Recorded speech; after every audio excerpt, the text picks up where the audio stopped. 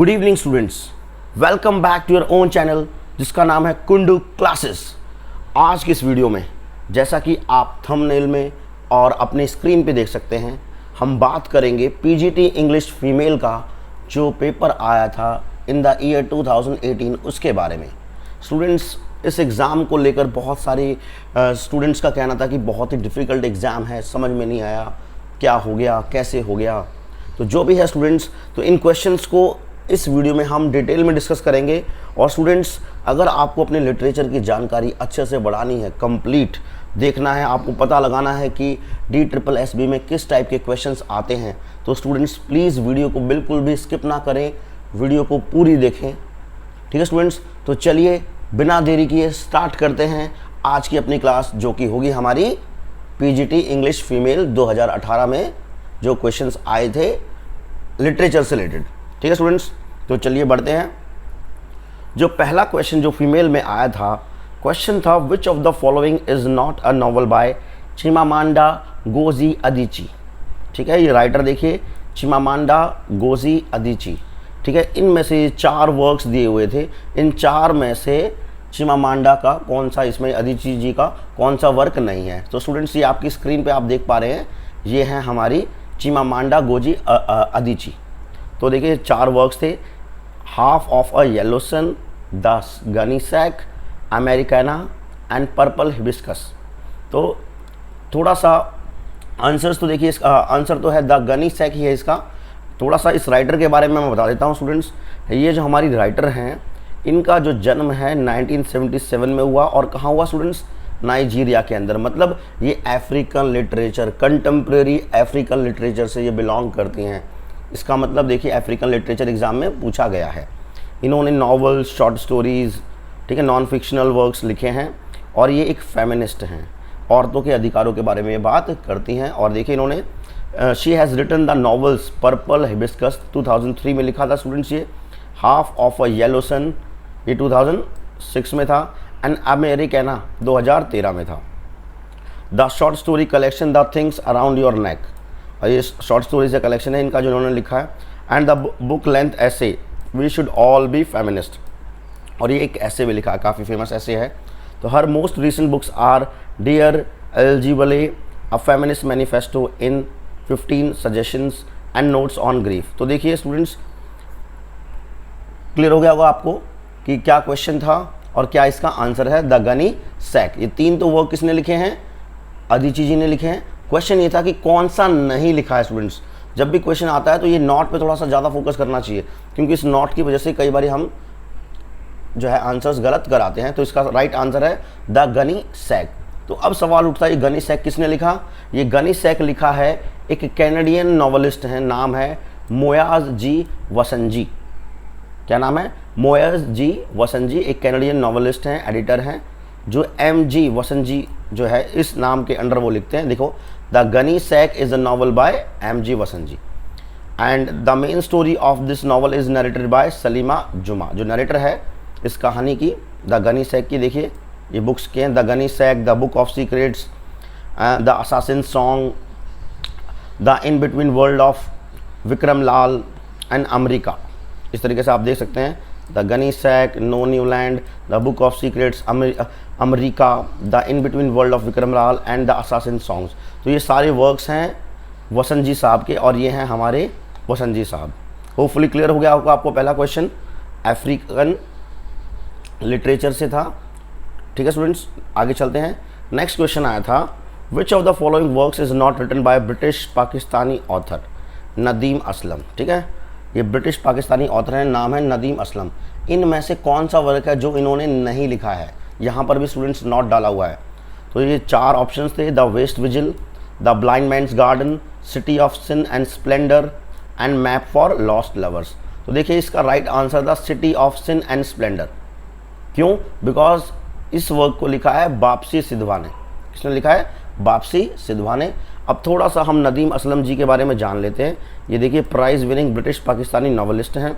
इनका debut novel का नाम था सीजन ऑफ द रेनबर्ड्स। क्या नाम है, सीजन ऑफ द रेनबर्ड्स। और इनको सबसे ज़्यादा जो तारीफ़ें, क्रिटिकली एक्लेम जो इनका नॉवल है वो है मैप्स फॉर लॉस्ट लवर्स। क्या है, मैप्स फॉर ये लॉस्ट लवर्स। इनके कुछ और अदर नॉवेल्स हैं, the waste vigil, Leila in the wilderness, the blind man's garden, the golden legend 2017 में। तो स्टूडेंट्स ये भी कॉन्टेम्प्रेरी राइटर हैं। आप देख सकते हैं जो लास्ट क्वेश्चन था वो भी कॉन्टेम्प्रेरी राइटर से ही था और ये भी कॉन्टेम्प्रेरी राइटर से ही है। नेक्स्ट क्वेश्चन पे चलते हैं। अब देखिए स्टूडेंट्स, अभी हम वापसी सिद्धवा के बारे में बात करेंगे। 3 तो वर्क्स इन्होंने लिख दिए हैं नदीम असलम साहब ने। तो ये वापसी सिद्धवा जी हैं कौन? वापसी सिद्धवा भी एक पाकिस्तानी अमेरिकन नॉवलिस्ट हैं ऑफ गुजराती पारसी डिसेंट, ठीक है, और ये अभी एट प्रेजेंट यूएस में रिसाइडिंग है। इनको जाना जाता है इनके collaborative work with Indo Canadian film maker Deepa Mehta. नाम सुना होगा आपने, ये दीपा मेहता नाम की एक ये फिल्म मेकर हैं। इन्होंने देखिए एक नावल लिखा, नाम था आइस कैंडी मैन से, ठीक है, सिद्धवा जी ने 1991 में, ठीक है, which served as the basis for Mehta's 1998 film Earth as well as 2006 novel Water. देखिए इन्होंने नावल लिखा है वाटर नाम से, और वाटर नाम से मेहता जी की फिल्म भी आई थी 2005 में, जिसमें आपको याद होगा जॉन अब्राहम साहब ने काम किया है। तो इनके वर्क्स पे जो है, वापसी सिद्धवा के वर्क्स पे दीपा मेहता जो है मूवीज़ वगैरह बनाती हैं। इनके कुछ और जो वर्क्स हैं, देयर लैंग्वेज ऑफ लव, जंगल वाला साहिब, और जो हमारे क्वेश्चन में दे रखा था city of sin and splendour, writings on Lahore, water novel, ठीक है, Bapsi Sidhwa, omnibus and American brat. तो इस तरीके से ये हैं हमारी वापसी सिद्धवा जो स्क्रीन पे आपको दिख रही हैं। नेक्स्ट क्वेश्चन की तरफ चलते हैं। थर्ड क्वेश्चन आया था students, which of the following novels by Peter Carey won the Booker prize, ठीक है, इनमें से कौन सा नॉवल है पीटर कैरी साहब का जिसको बुकर प्राइज़ मिला था? तो सबसे पहले जानेंगे कि ये पीटर कैरी हैं साहब कौन। तो स्टूडेंट स्क्रीन पे जो दिख रहे हैं ये हैं पीटर कैरी साहब, और ये एक ऑस्ट्रेलियन नॉवलिस्ट हैं। क्या है? ऑस्ट्रेलियन नॉवलिस्ट हैं, और उन 5 नॉवलिस्ट में से, उन 5 राइटर्स में से एक हैं जिनको बुकर प्राइज़ 2 बार मिला है स्टूडेंट्स। तो 5 में से देखिए आप कितने इंपॉर्टेंट ये राइटर हैं, आप इस बात से अंदाज़ा लगा सकते हो। तो 5 राइटर्स कौन कौन से हैं? J.G. Farrell, J.M. Coetzee, Hilary Mantel and Margaret Atwood. 4 तो ये हो गए, और 5वां कौन है? हमारे पीटर कैरी साहब। तो ये 4 वर्क थे, Bliss, Amnesia, Oscar and Lucinda, the chemistry of tears. तो अब देखिए Carey won his first Booker prize in 1988 for Oscar and Lucinda. इसके लिए देखिए, इसके लिए इनको क्या मिला है? बुकर प्राइज मिला। And won for the second time, 2 बार आगे फिर मिला इनको, कब? 2001 में, true history of the Kelly gang के लिए। क्लियर है स्टूडेंट्स? और 2008 में इनको नॉमिनेशन मिला था best of the Booker prize के लिए भी, लेकिन उस टाइम पर best of the Booker prize कौन जीत गया? सलमान रुश्दी साहब जीत गए for his novel midnight's children. ठीक है स्टूडेंट्स, होपफुली आपको ये क्वेश्चन क्लियर हो गया होगा। आगे चलते हैं। नेक्स्ट क्वेश्चन था, who is the poet of the famous epic poem Omeros. Omeros नाम से ये जो एपिक पोएम है ये किसने लिखी है? तो right answer is Derek Walcott. क्या नाम है? Derek Walcott. ये साहब हैं डेरेक वॉलकॉट। डेरेक वॉलकॉट जो है पूरा नाम उनका डेरेक ऑल्टन वॉलकॉट। ये ट्रिनिडाडियन पोइट हैं, वेस्ट इंडीज़ से बिलोंग करते हैं, और इनको नोबेल प्राइज़ मिला था स्टूडेंट्स 1992 में। ये भी एक इंपॉर्टेंट फैक्ट है जो आपको याद रखना है। इनके कुछ इंपॉर्टेंट वर्क्स हैं, ड्रीम ऑन मंकी माउंटेन, ये एक प्ले था, और इस प्ले का जो सेंट्रल कैरेक्टर था वो था मकाक।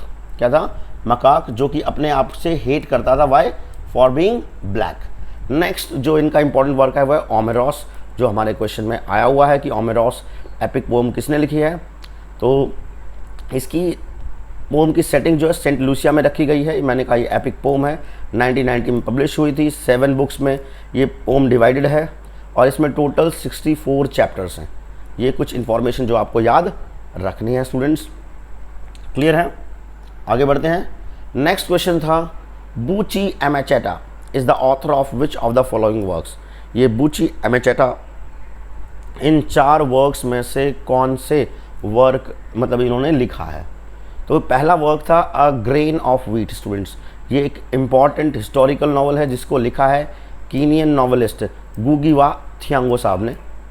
ठीक है, जो सेकंड वर्क है द स्लेव गर्ल, यही वर्क इन्होंने लिखा है।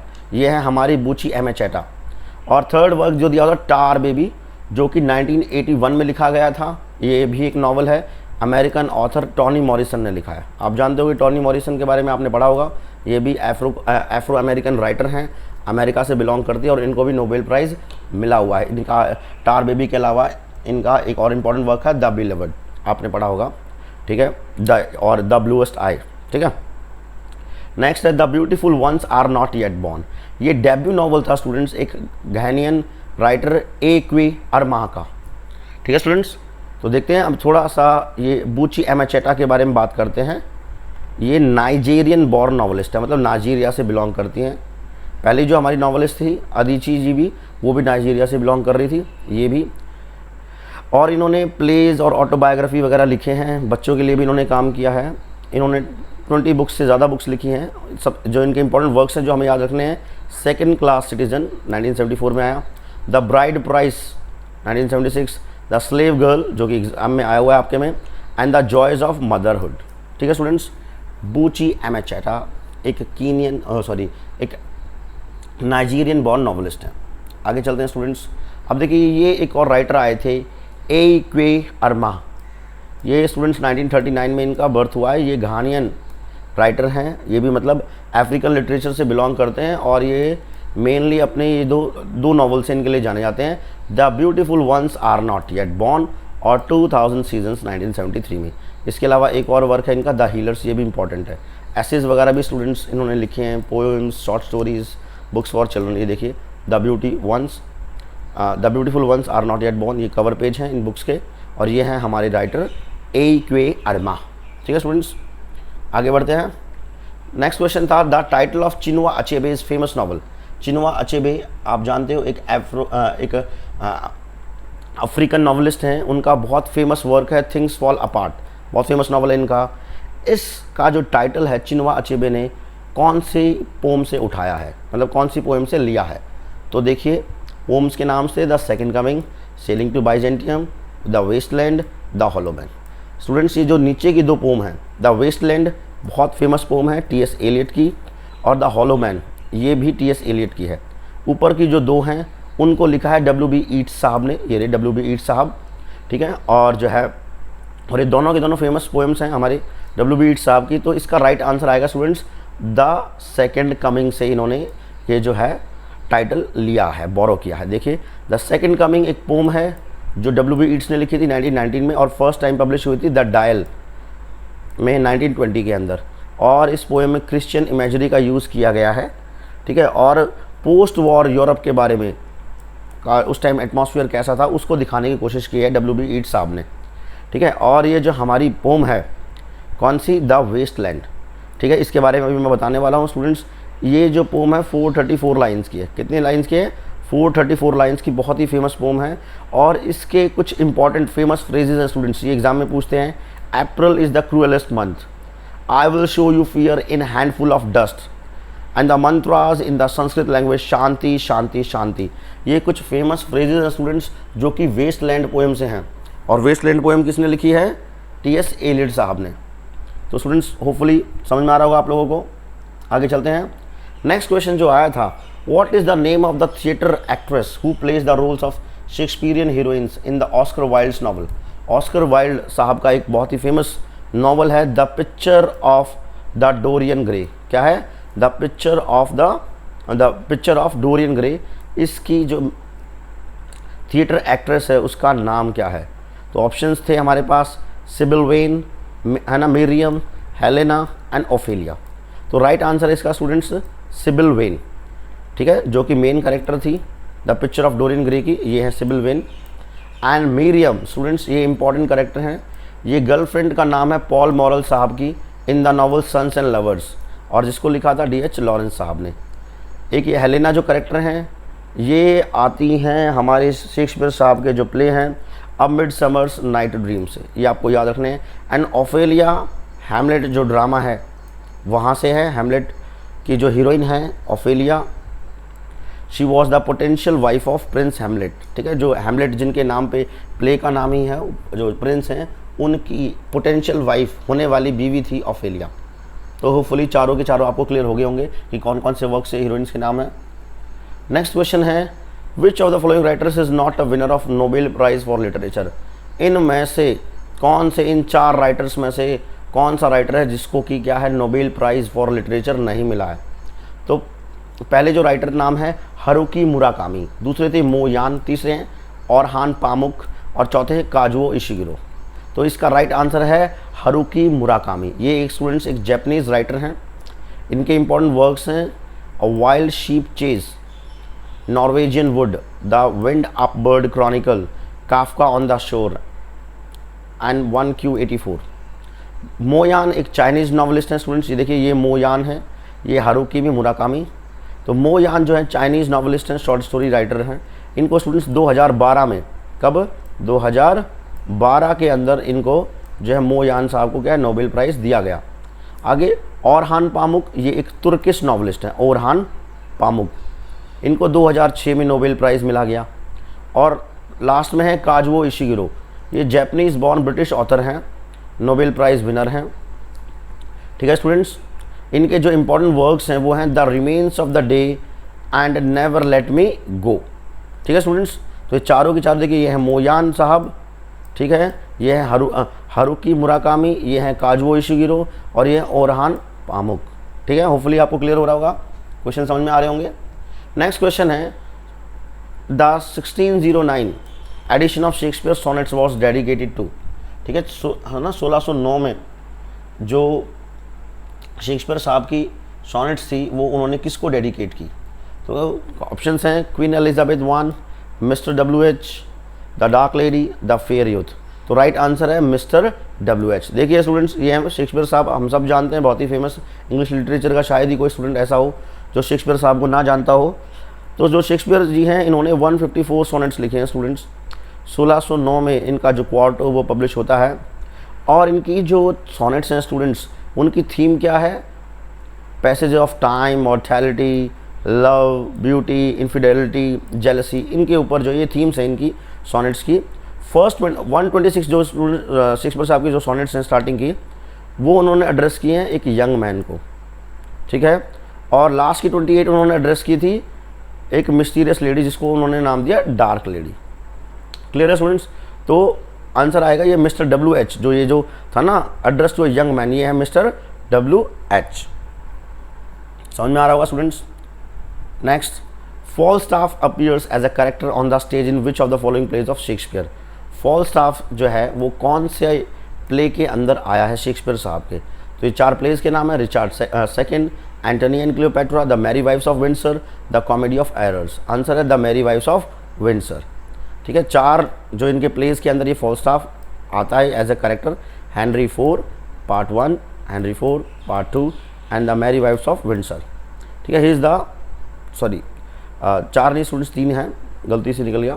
He is one of the most famous comic characters in English literature. ठीक है, तो इंग्लिश लिटरेचर के अंदर कॉमिकल कैरेक्टर की जब भी बात होती है तो फॉलस्टाफ साहब का नाम आता है। आगे चलते हैं। नेक्स्ट क्वेश्चन था arrow of god is an African novel written by which famous African writer. Arrow of god नाम से ये स्टूडेंट्स एक नॉवल है, अफ्रीकन नॉवल है। इसको किसने लिखा है, कौन से अफ्रीकन राइटर ने लिखा है। तो आंसर है स्टूडेंट्स चिनुआ अचेबे साहब ने लिखा है। किसने लिखा है, चिनुआ अचेबे साहब। बाकी के ये तीनों भी स्टूडेंट्स काफ़ी इंपॉर्टेंट अफ्रीकन राइटर्स हैं, इनके बारे में आप पढ़ लीजिएगा। देखिए स्टूडेंट्स, अफ्रीकन ऑफ गॉड 1964 में पब्लिश होता है। थर्ड नॉवल था चिनुआ अचेबे साहब का। इसके ठीक है, ये अफ्रीकन ट्रायोलॉजी का पार्ट है। इसके अलावा एरो ऑफ गॉड के अलावा 2 और जो नॉवल्स हैं जो अफ्रीकन ट्रायोलॉजी में कंसिडर होते हैं। पहला है थिंग्स फॉल अपार्ट, बहुत ही फेमस नॉवल है, and no longer at ease. Clear है स्टूडेंट्स, इन तीनों नॉवल्स में आपको सिमिलर सेटिंग्स मिलेंगी, सिमिलर थीम्स मिलेंगी। तो हमारा जो नॉवल है एरो ऑफ गॉड, इसका सेंट्रल कैरेक्टर है इजुलू। ये चीफ प्रीस्ट है सेवरल इग्बो विलेजेस का नाइजीरिया के अंदर। ठीक है, ये कन्फ्रंट करते हैं कॉलोनियल पावर्स को, क्रिश्चियन मिशनरीज को। 1920s की ये कहानी है स्टूडेंट्स। ठीक है, आगे बढ़ते हैं नेक्स्ट क्वेश्चन पे। नेक्स्ट क्वेश्चन था students, which of the following works by Gabriel Garcia Marquez presents the story of murder of the character Santiago Nasar. Santiago Nasar नाम का एक कैरेक्टर है, उसका मर्डर हो जाता है।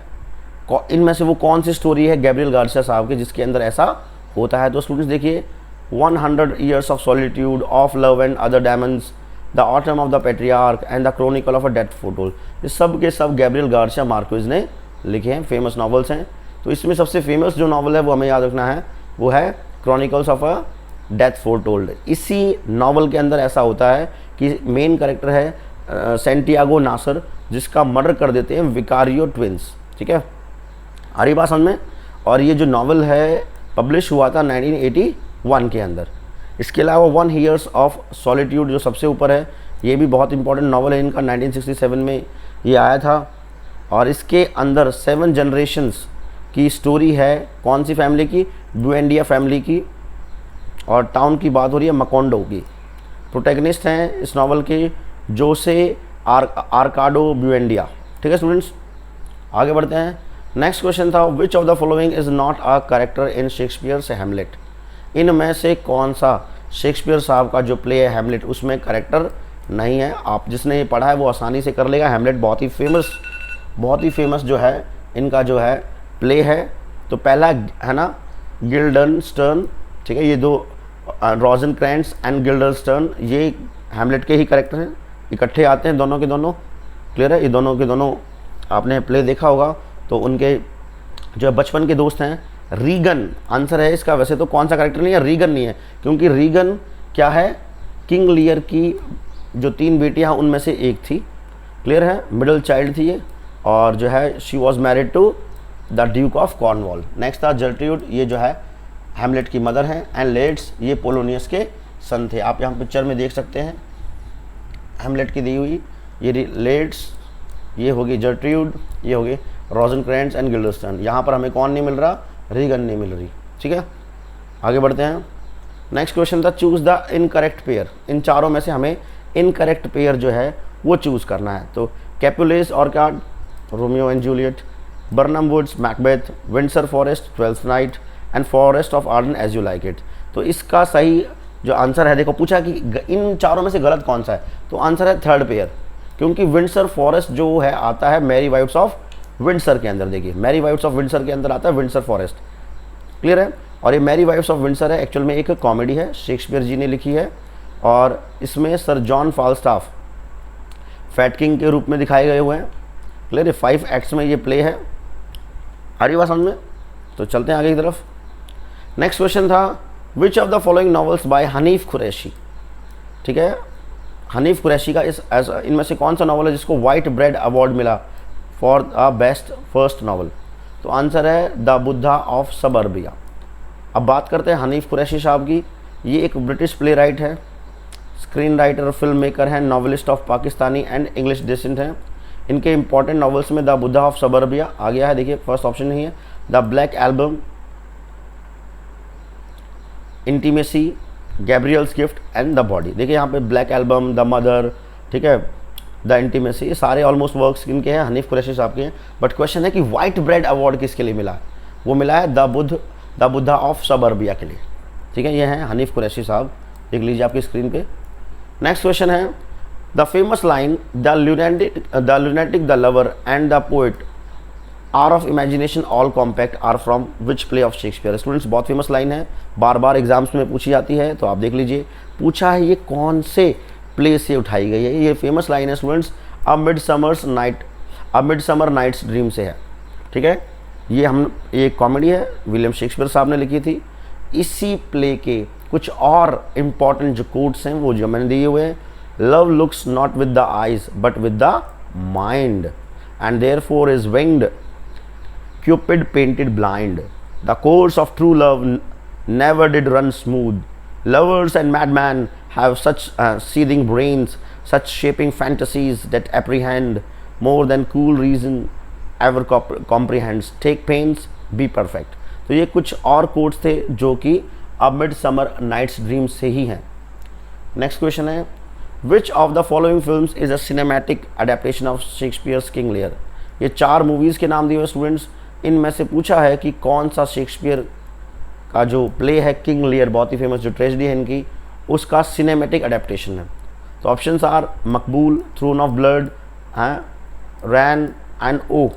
तो स्टूडेंट्स बात करते हैं, देखिए थ्रोन ऑफ ब्लड जो है वो मैकबेथ का सिनेमैटिक अडेप्टेशन है।